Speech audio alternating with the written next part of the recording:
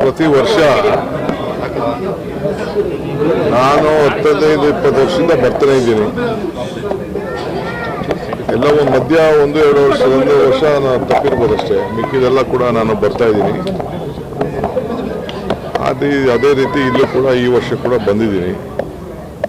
ಜಾಸ್ತಿ ಹೊತ್ತಿರೋಕ್ಕೆ ಆಗ್ತಾ ಇಲ್ಲ, ನಂಗೆ ಬೇರೆ ಬೆಂಗಳೂರಲ್ಲಿ ಕಾರ್ಯಕ್ರಮ ಇದೆ. ನಾಳೆ ಶಿವರಾತ್ರಿ ಬೇರೆ ಇದೆ ನಾಳಿದ್ದು.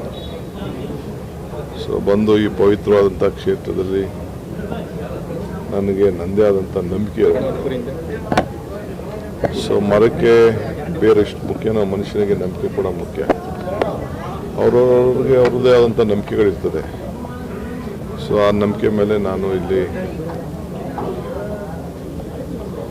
ದೇವರ ಕೃಪೆ ನನ್ನ ಮೇಲೆ, ಸಮಾಜದ ಮೇಲೆ, ನಮ್ಮ ಸರ್ಕಾರದ ಮೇಲೆ 1000 ದಿನ ಆಗಿದೆ ಇವತ್ತಿಗೆ.